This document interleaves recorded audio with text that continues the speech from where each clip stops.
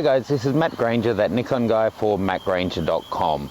Now, as you're growing in your photography and looking at new lens purchases, a common one that people will be looking at is the 70-200 2.8.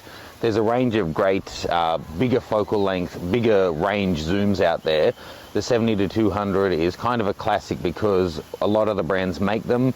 It seems to be like the 50mm, it's a formula that works really well as a 2.8, and there's some really fantastic ones out there. If you're shooting events or even for portraits, I use mine a lot for portraits, but for events having that range is really, really handy. It goes from, sorry, there's lots of bugs around me today. It goes from being a short telephoto through to a good length telephoto, which you can create a few different great effects, and at 200, at 2.8, you really blow the backgrounds out beautifully. However, if you're looking at the Nikon one, it's pretty damn expensive, and if you're not a working pro, it can be hard to justify. In Australia, they retail for around $3,000. So, whilst the Nikon is fantastic, $3,000 is a lot to ask. So today I'm happy to be introducing the Tamron 70-200 2.8. I've read good things about this, and for people who are looking for that focal range, it's significantly cheaper. Check out your local pricing.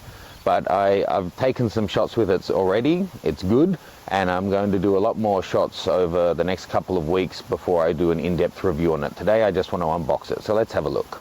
Okay, so having a look at the box, you can see it is the 70-200 2.8. It's low dispersion, internal focusing, macro, and SP just means it's from their top of the range line.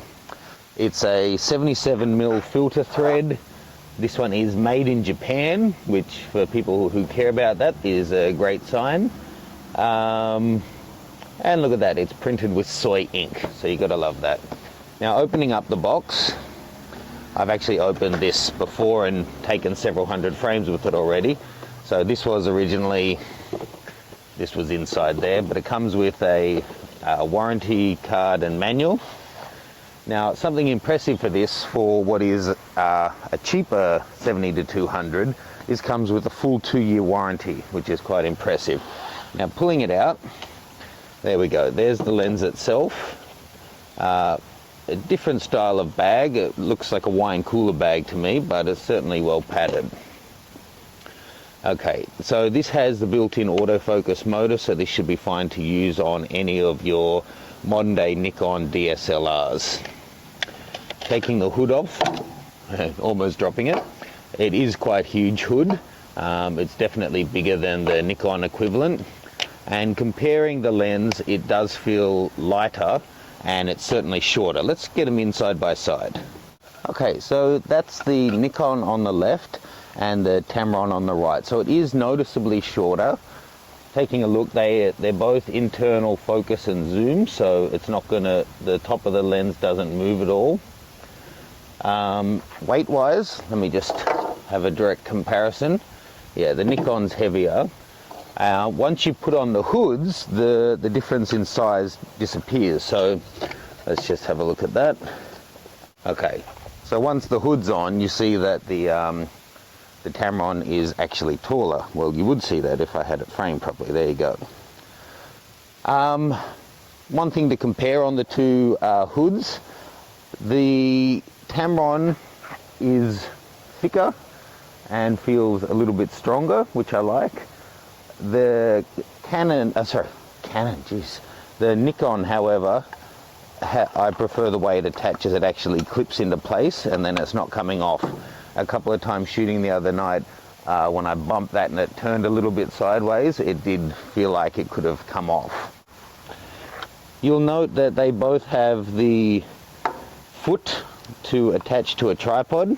They're both quite sturdy. The Tamron is plastic, the Nikon is metal. Comparing the dials and buttons and stuff, if you like things simple, you're going to love the Tamron. Whereas the Nikon has a few different switches, turning VR on and off, your focus mode, that kind of thing. The Tamron is beautiful and minimalist. No dials or anything on it. If you want to switch from autofocus to manual focus, you just push or pull the focus ring down. So down is manual focus, pull it up, and then it's autofocus, and then all you've got is your zoom ring.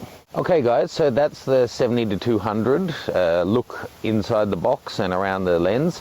Stay tuned. In the next couple of weeks a full review will come up on this one, comparing it to the 70-200 and some sample photos as well. Thanks for watching. This is Matt Granger, that Nikon guy, for MattGranger.com.